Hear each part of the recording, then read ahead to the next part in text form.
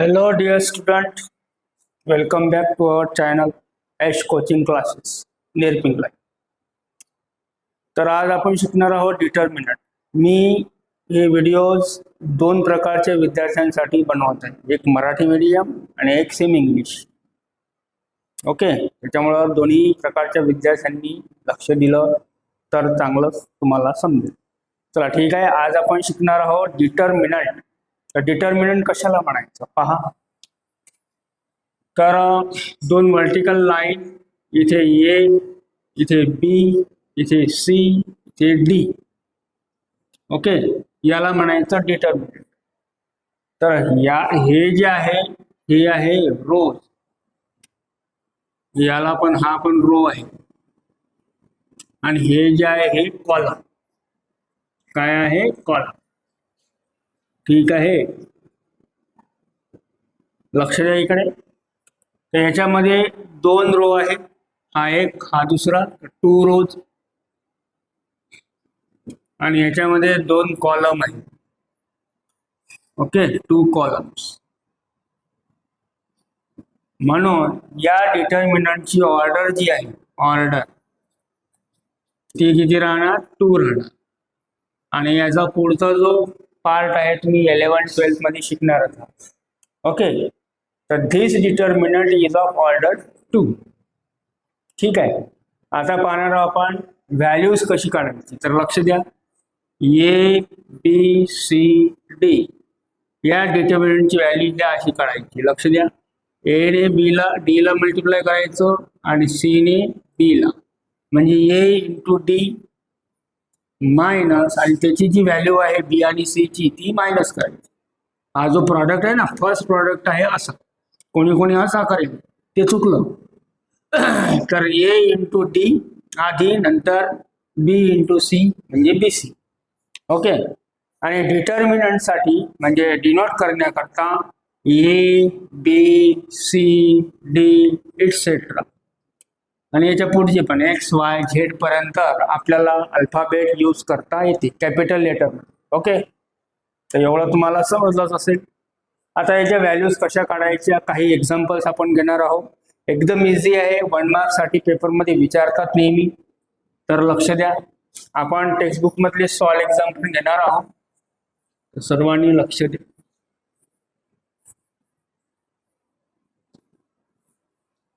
तर तुम्हाला solve example दिले आहे. तर फर्स्ट एक्झाम्पल बघा,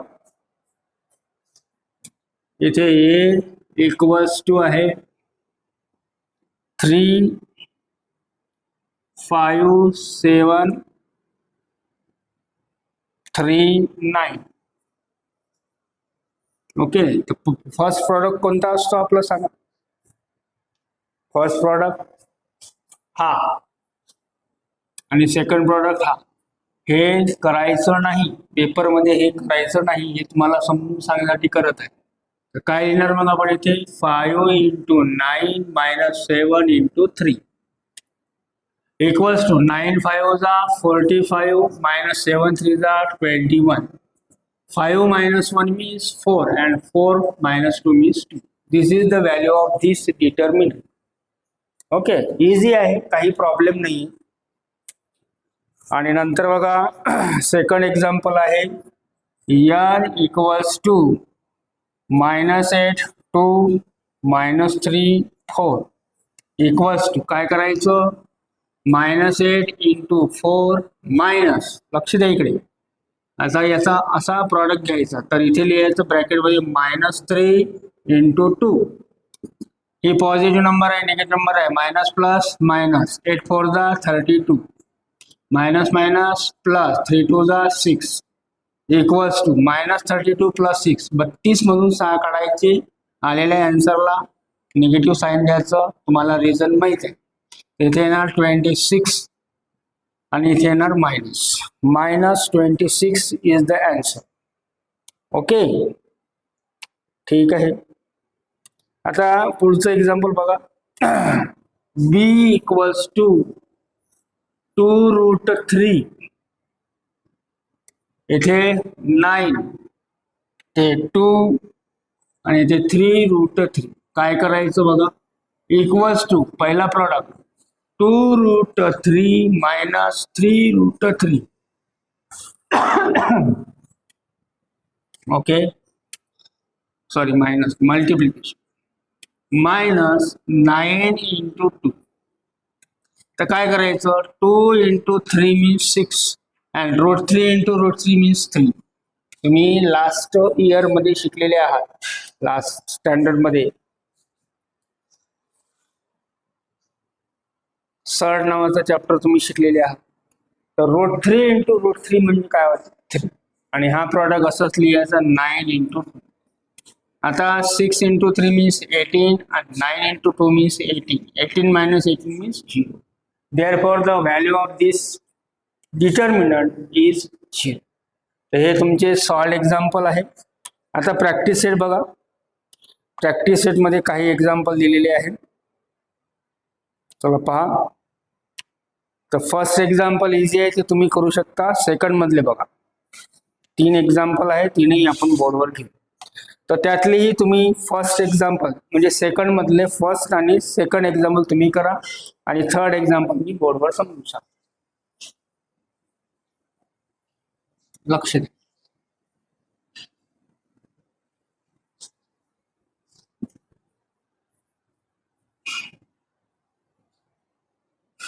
पहा,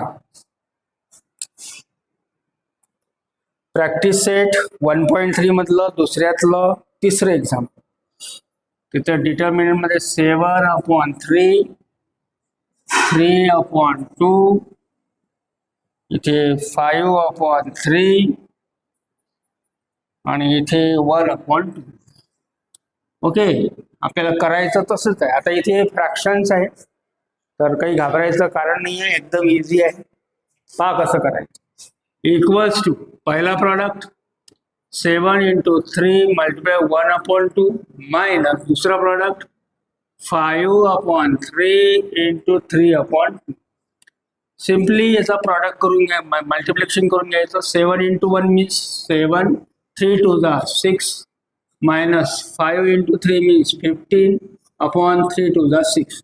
Now here denominators of these two fractions are same, so why apply subtraction directly? Why? Because there is a minus sign. 7 minus 15/6. Denominator एकदाच लिहायचा.